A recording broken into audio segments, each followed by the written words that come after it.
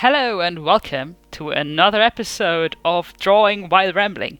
Apparently I'm going to make this a series now, and to make it a series I need a bit of a concept. So my concept is I will still, at sometimes when there is something to say about the current chapter, go into the current chapters and talk about them, but for now I want to talk a little bit about what already happened. And to do this, I decided that I want to do an MHA reread. To be honest, this is actually long overdue for me. I wanted to do this since forever, and I just didn't find the time for it, nor the motivation to do it, because there are, admittedly, and I'm almost embarrassed to admit this, parts of the manga that I have never actually read in the manga. I started watching the anime, that's how I started with MHA, and then I went straight from the MHA anime into the MHA manga. So the first time I actually went chapter by chapter and read the manga was with the overhaul arc, or indeed with the post-provisional license exam arc. And after that, I have gone back to read parts of the manga before, but I haven't actually read the whole thing. So now I want to go and do my first reread, and in some cases, regarding some of these chapters and some of these arcs, my first read from the beginning. So how will I do this? I decided to go in small brackets of 5 to 10 chapters. This video will be chapter 1 to 5. I will not give a summary or a overview over the chapter and the context, but I decided to instead use a bit of my very first idea for the very first video, and that is this 5 tidbits idea.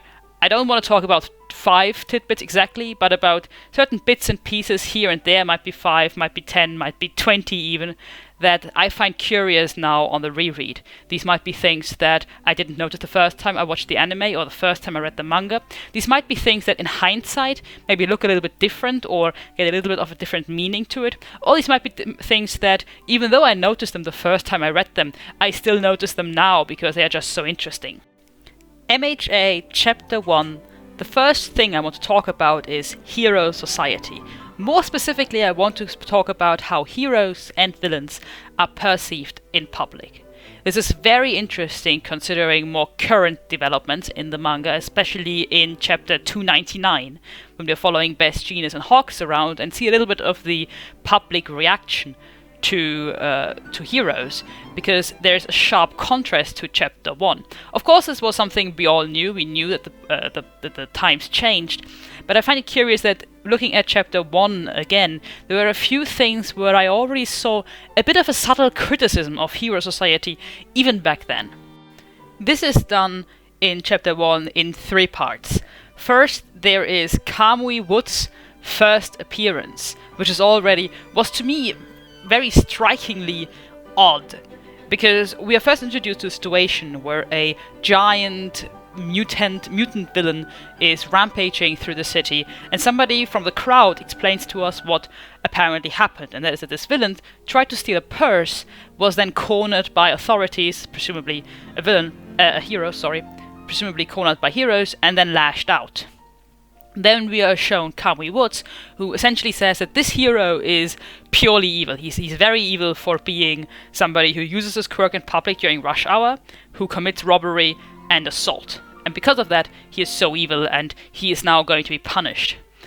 And this seems odd to me because just before that we found out that he just stole a purse. Which, is a criminal thing to do, but it's not really the thing I would imagine somebody does that is called very evil or purely evil or irredeemable or whatever Kamui is insinuating here.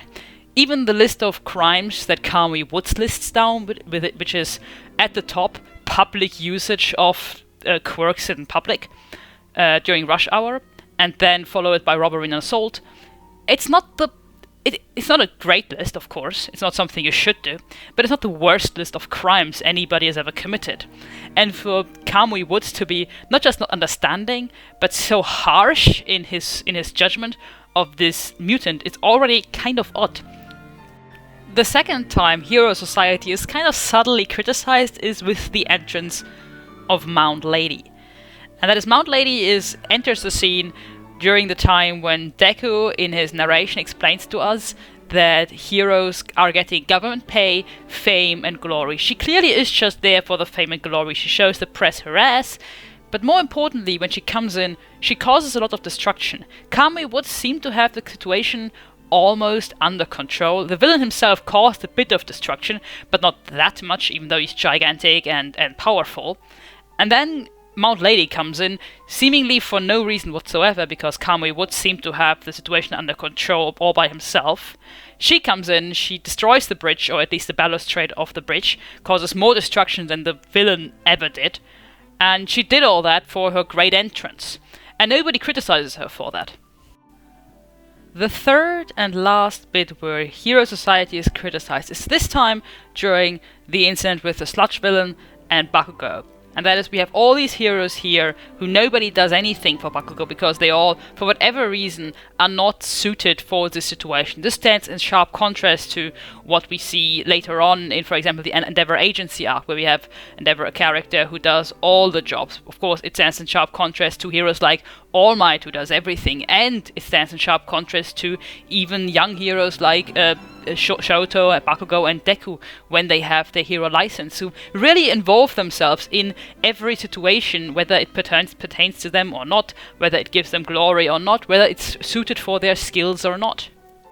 And in contrast to that, here in this situation, we have a bunch of heroes present who all to themselves think, I can't do this, I have to wait for somebody else who does it. Where is the hero who can handle this? And it all comes down to the result that none of them help Bakugo, and Bakugo is just supposed to live with the situation for as long as it needs until some hero arrives that can help them. Bakugo is just supposed to hold on, and he's even told, like, kid, hold on a little longer until the hero arrives. But as far as we know, there was no hero coming. We didn't know that they called anybody. They were just waiting there.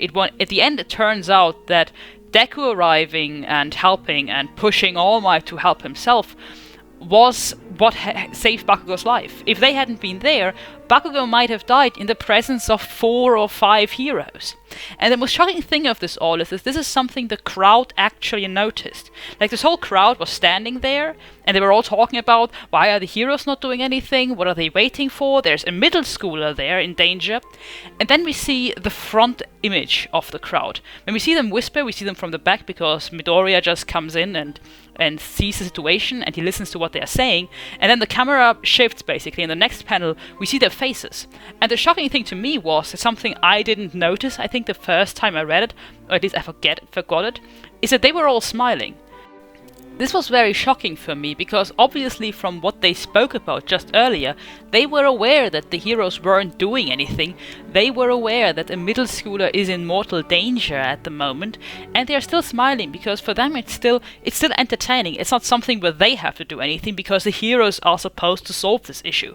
And they expect some grand show, I would assume. But the truth of the matter is, if Deku hadn't been there, and if All Might hadn't come in the last moment to save both Deku and Bakugo in this situation, Bakugo would have died in front of their eyes, and they are all just smiling at the scene. This is very shocking, and it stands, again, in sharp contrast to current events, because currently, chapter 299 again, we see a similar situation where we have front faces of the crowd watching, and they are not smiling anymore, at least not all of them. The next thing I want to talk about is regarding All Might's character, and specifically his public persona, because it is in this chapter much more arrogant than I remembered it, and it's also much more arrogant than what we later on learn about him. Of course, later on, he and Midoriya have a very close relationship. He's a teacher in UA, so even if he interacts with people who are not Midoriya, he is in this mentor role, and they are getting increasingly close, the teacher, him in his teacher position with his students, not just Midoriya. But in this meeting, he doesn't meet Midoriya as his successor or as his student, but he meets Midoriya as just a random fan, and he acts very differently towards Midoriya in this scene than he does in any scene later on. And that is, here he is fairly arrogant and very confident. And that's something we of course already knew, that he put a lot of effort into portraying this strong public persona that can shoulder the entire weight of the country, essentially, that will make people stop committing crime, but also make people feel safe at the same time. So he is very, very confident public persona. But here he meets Deku in basically a back alley, he is openly commenting about that it is weird for him because he's off camera, and that it's kind of good that he's off camera because he fumbled, and it's normally not his style to let a villain get away like that. He's also telling him he's signing Midoriya's notebook without even without even being asked to sign it, which is, of course, Midoriya thinks it is kind of him to do that because Midoriya wants his autograph, but it is a little bit arrogant to do that. And then he even tells Midoriya to catch him on TV the next time they see, which is so arrogant, and it's such a public persona that this is the first, and I think the only time really that we meet All Might's public persona. We always learn about it, and we always know that it exists, and he always talks about it, but we never really meet it other than this chapter. The last thing regarding chapter 1 that I want to talk about is something that leads right into chapter 2, and that is that Deku was willing to give up on his dream by the time All Might offered him his quirk. It's actually very interesting to me because, especially in regards to the most recent development in the manga around chapter 300 with Toya, I always kind of compared him to Deku and his unwillingness to give up on his obsession, his dream to become a hero, and a hero that can keep up with All Might. And with Deku it was always kind of similar, I thought, because Deku also as a child was essentially told that he can't be a hero, and he tried to work his way to become a hero anyway, and only when he was 14, when he was 14 he was told by All Might that there is no way for him to be a hero without a quirk. And I always kind of thought that this wouldn't have been enough for Deku to give up, but it was. That's something I kind of missed. I know that I knew that he was devastated by having his idol tell him that it's impossible. But at the end of the chapter, just before All Might comes in, he's not devastated anymore. He's more so reached a sort of acceptance. And then All Might comes in and tells him you can be a hero, reverting all that development that Midoriya had in just this one chapter. And to me, this is very interesting because it sort of changes what exactly All Might did to Deku. Before that, I thought that if All Might hadn't given Deku his approval and given him his quirk, Deku might have never been happy again, that he would have never had a fulfilled life because he would have been hunting down this dream that was unachievable for him. But here I've now seen, and I don't know how I missed it the first time, that Deku had already kind of given up on the dream. He had realized that he has to accept reality and that he has to move on. And he even said that he was glad that he now was at that point and that he can now move on. So in a way, All Might giving him his quirk now, after Deku had already accepted that he has to move on, is just reverting that step and putting him again in a more dangerous position as opposed to a maybe fulfilled life that he would have had either way. As I mentioned, this leads right into the next chapter, it's MHA chapter 2, and what I really want to talk about here is Deku's goals. It's something I think is often overlooked, that All Might didn't give Deku his quirk to fight off someone, he just gave Deku his quirk to fulfill his goal to become a hero. And at this point, this was all Deku wanted to be. He wanted to be a hero. He didn't want to be the strongest hero, he didn't want to be UA's top graduate or anything. He wanted to be a hero who can save people like All Might. But in that sense, when he says save people like All Might, it never seemed like he was suggesting that he had to become as strong as All Might. He just wanted to be a hero like All Might. And now, in this chapter, chapter 2, he actually changes his dreams from becoming just a hero to becoming a hero like All Might, who has to be as strong as All Might. And it's really interesting because you can see in this chapter that All Might never intended for that to happen. Even with the training regimen that he creates for Deku, he just makes it so that Deku can hold one for all, not that he can actually become the strongest hero ever. It's only when Deku tells him that he has to catch up to everybody else, that he has to be as strong as All Might, that All Might agrees and changes the training regimen for him. Of course, All Might is kind of ecstatic that Deku has such strong purpose and such a high goal, but it's not something that comes from All Might. It's never something that All Might expects from Deku. Lastly, a funny tidbit in chapter 2 is for me when Deku cleaned up that beach and we get this nice ocean view of the cleaned up beach, but then the camera turns around and we see All Might and the trash is still there, it's still on the beach.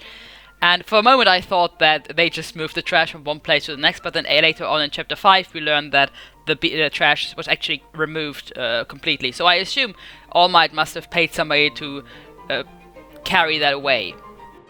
Chapter 3 had for me a few very interesting tidbits, which I don't really know how to place. The first one was that Napoleon Bonaparte was seen as a true hero. President Mike called him that, and he even quoted Napoleon Bonaparte. He says, "True heroism consists in being superior to the ills of life," which is part of a Bonaparte quote. The actual quote goes, "True heroism consists in being superior to the ills of life in whatever shape they may challenge us to combat." So that part was left out, that last part. I don't really know if that was on purpose, but I just found it curious that of all people, Napoleon would be pointed out as a true hero by President Mike. Because I might call Napoleon many things: a great general, a very important figure in history, an emperor of France. I wouldn't quite call him a hero. I find this very interesting, considering that A, Napoleon is a Frenchman, of course, and this story plays in Japan, so they don't pick out some Japanese general or ruler. Instead, they pick out a European general and ruler that waged war on behalf of Europe. But also, this is a historical figure of our own past, of true history, and we know that My Hero Academia plays in a fictional future of our own world, so they have the same historical figures that we have. But it's also that it's, I think, about 200 years in the future, so for us Napoleon is 200 years ago, for them it's 400 years ago. And I'm considering if maybe the perspective on history, or how history is told regarding Napoleon, has changed in these last few years. The next thing I found curious in Chapter 3 was the choice of Horikoshi to introduce Aoyama so early on, because at this point in time we really only got to meet the most important characters in the show. In the first two chapters we meet Midoriya, Bakugo, All Might, and Midoriya's mother, Inko. Later on we meet Ida and Uraraka, who are of course going to be Deku's best friends in school and some of the more major characters. We also, together with these two, are introduced to Aoyama. And this is not one of those cases where we have to meet Aoyama here, as it is maybe with Present Mike. Present Mike is another character that is not that important to the overall story so far, but it was introduced early on because there was a necessity to introduce somebody that can give them a rundown on how UA works, and he is the perfect character to do that. For Aoyama, there's no need to put him here. Actually, Horikoshi wouldn't have needed to put another character into this practical exam, because they are all split into groups, and Midoriya already is in the same group with Uraraka and Ida, so there are already two characters that are fairly important and will be introduced in this chapter that are in his practical exam, and there's no need to put in a third character for that. For whatever reason, Horikoshi chose to put Aoyama in anyway. And he could have put any character in. He could have put Kirishima in here, he could have put Tokoyami in here, or Froppy, who are all probably more important than him. And yet he chooses Aoyama. He doesn't just name drop him or introduces his character design once and that was it. He gives him 3 separate scenes in this chapter. Outside of the exam, where he's watching Midoriya and Ida. Then later on we meet him during the exam when he kills the robot that was attacking Midoriya and getting easy points of that. And then during the exam when the proctors are telling what they are looking out for and what kind of different sort of candidates they have this year, they are pointing at Aoyama again, specifically calling him a quote-unquote decision maker. Which, considering what we know about Aoyama now, I found a little bit of an odd first assessment over him, to call him a decision maker who can handle any given situation. And yet we know that Horikoshi's decision to put Aoyama in this chapter was very, very on purpose, because there are several times in the manga later on where we get a flashback to that scene when Aoyama helped Midoriya during the practical exam. So this made me think a little bit about Aoyama, and I came to the conclusion that Aoyama is actually an odd character that doesn't really get to do much in the overall story and didn't have an arc that was focused on him so far, but he's also a character that is always kind of there in the background. He was there during the sports festival, one of the few characters who got to be in the final 16, although he didn't earn it because he just got there by being used by Shinso. And again, this is another situation where Horikoshi could have used any character, and yet he uses Aoyama specifically. He is there during the forest training camp arc when they kidnap Bakugo, when the League of Villains kidnaps Bakugo. He suddenly pops out of nowhere, and again, it's a situation where just about anybody could have been there, but Horikoshi chooses Aoyama to be there in hiding. And again, he gets a fairly prominent scene during the provisional license exam arc, where he and Ida help the entire class pass the first stage. And yet, despite all that, despite being introduced as early as Chapter 3, despite being the 4th character, disregarding Midoriya himself, of Class 1A to be introduced, despite being in all these situations and playing a surprisingly important role in all these situations, we really only get to meet him and get to know him after the overhaul arc, when Midoriya and him start becoming friends. And this really makes me think if there are more plans for Aoyama coming up in the future. I really like to see that. I always think Aoyama is a fun character. Chapter 4, I have to be honest, I read past and there was not that much I want to talk about. I think the only one that was interesting for me was especially regarding the most recent chapter, 304 I think that is. In this chapter 4, we first get the analogy of quirks being water held in a fragile glass that can crack or overspill. It's the first time that this analogy is brought. It's repeated in Chapter 5, actually, where All Might introduces the idea that you can hold this water in the glass when you refine the glass and turn it into more of a grail sort of thing. This is something, this refining the glass to hold the water in, is an analogy that is not brought back in Chapter 304. In 304, it's just about the glass cracking, because there's already liquid inside that is the previous quirk of a user that wasn't quirkless before. So maybe I considered that, especially regarding the meaning for the current events in the chapter, in the manga, chapters 304 and beyond, maybe we will get back to the idea of refining the vessel, but I'm not really sure if that will come back.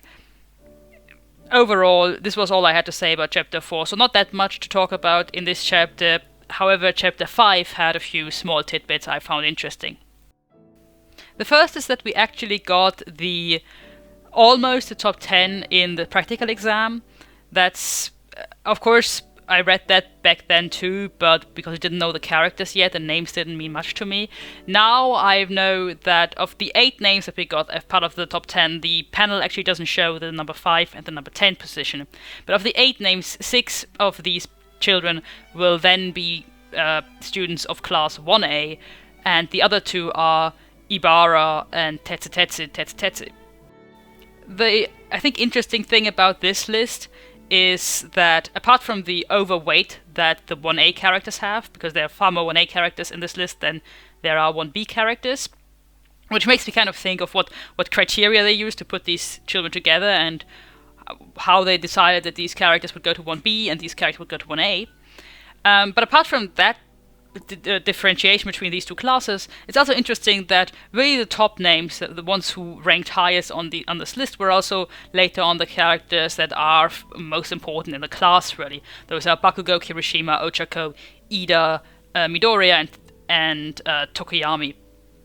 Of course, then, if you add in Momo and Shoto, who come in with the recommended students, those are basically the top students in class 1A, and many of them very important for the story. And Tokoyami, who I think of these names here, maybe the least important narratively so far. There's definitely still stuff coming up with him. He's always important. He's just not really getting the shine yet that he will get later on that he deserves. I think almost equally interesting are the 2 names that are named from 1B, which are Ibara and Tetsu, which are also coincidentally the 2 names who make it to the sports festival finals. I find this interesting because really both of these characters are not the most important narratively to the story. I think Monoma and Kendo are more important here, but these 2 get to be name dropped here. I think it was revealed in the anime that the 2 positions in the top 10 that we don't see in this manga panel, which is the number 5 and the number 10 spot, are actually Kendo and Awase, but that's not actually named in the manga here. So it's like Horikoshi only named 2 characters at this point from 1B, and those are also the ones who go to the sports festival finals. The next thing that's maybe interesting in hindsight is Bakugo's and Deku's scores. Those are perfectly fitting to the characters they are and the characters we were introduced to in the chapters before. That being that Deku has a lot of rescue points but no villain points, and Bakugo has a lot of villain points and no rescue points. But it's not just fitting to the characters that they are, but it also shows the kind of progression they have to make in the future. And in hindsight, it really reminds me of their conflict after the provisional license exams arc, where after their fight, All Might told them that to be the number one hero or the strongest hero or a pro hero overall, you have to do both the saving and the winning part. You have to save people to win, and to win to save, and to win to save people. And so this, it already showed like that they are polar opposites, but that they have to learn the other part of the job. And this is so cool because it's something that you can see all the way through their character arcs to the provisional license exams arc, and then even beyond that, even now, where Bakugo still overall has to learn that he has to be able to save people and that he has to focus on that, and a lot of his battles are focused on that. And on the other hand, Deku has a lot of fights where he has to fight to save people, and where he has to put his all on the line and to win to save people. Now, the last thing I want to talk about is Izawa's Gym Tests. So this is a chapter where Izawa first introduced his quirk tests, and he says that for the educational ministry and the school system overall, it's irrational to still look at gym performance and the standard gym tests without taking quirks into account. So when children are asked to perform a 50-meter dash or asked to throw balls very far, they are not allowed to use their quirks. He says this is irrational because it's just archaic and outdated at this point. I wonder if we applied this to Deku's middle school, which is something which Izawa seemed to suggest here, this would have been even worse for Deku, because it seems like Deku in middle school could easily participate in gym classes because nobody was allowed to use their quirks there during these standard tests. So Bakugo could not use his quirk, and thus his performance would be just like anybody else's, depending on his physical abilities. And Midoriya, who doesn't have a quirk, wouldn't have a disadvantage because of that. So I wonder if with Izawa's idea of thinking about this as irrational, if that would have put Midoriya at more of a disadvantage during middle school.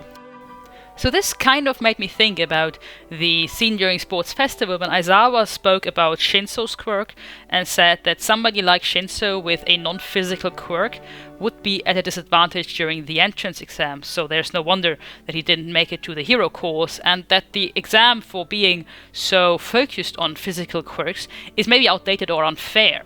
And I thought that was really surprising because in this case, here in chapter 5, he's making very physical tests, like purely physical tests to determine somebody's usage of quirk.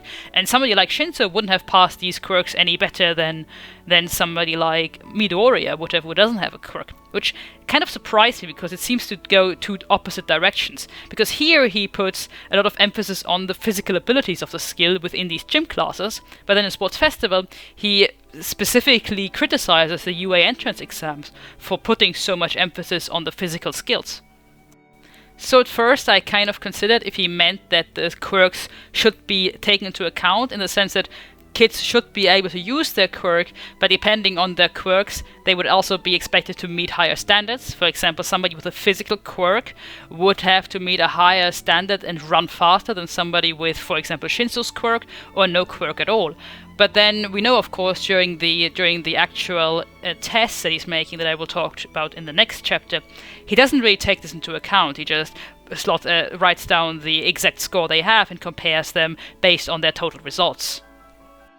So that's made me wonder if maybe this is another aspect where Izawa's character might have shifted in between this part of the manga and then later on in Sports Festival, if there might have been a character shift where Horikoshi decided to go a different route with the character, something he already kind of did with Ida, who is very different in these first few chapters than he is to the kind of Ida that we meet starting chapter 5 and onwards. But at least with Ida, I can kind of see where this progression comes from and why he would act the way he does during chapters 3 and 4 compared to how he then acts in chapter 5. With Izawa, this seems to be something which I can't quite make sense of. So yeah, this is all I had to say about MHA chapters 1 to 5. I'll try to make the next video about at least the next 5 chapters next week. Not quite sure if I'll make that in time. I hope you liked this video. Give me a like if you did. Maybe comment in the comments about what you found interesting regarding these few chapters, if you still remember them, or what maybe you forgot about as well. If anything I told you surprised you. I at least was very surprised that I found quite a few tidbits that I hadn't actually noticed the first time around, like Deku being willing to give up on his dream and move on in chapter 1, or that I was really kind of surprised again because I had forgotten about them from the very first read-through. For example, these few chapters, I was really surprised that I saw this whole glass spilling over and cracking analogy already in these early chapters, because I'd completely forgotten that they were there so early on. Regarding my little learning how to draw experience, I have to admit this one took much more time than any of the pictures I drew before. The camera died twice on me. First in the beginning, it didn't take the entire time how I constructed the face in the beginning, and then in the end it just cut out completely. So I'm just gonna give you the final result in the end. Other than that, I was actually kind of really happy with the result, even though it didn't look like what I wanted it to look at all. Yeah, maybe you can guess who it is. So give it a try, I think. I hope you'll be there for the next video. I don't know what I will draw then.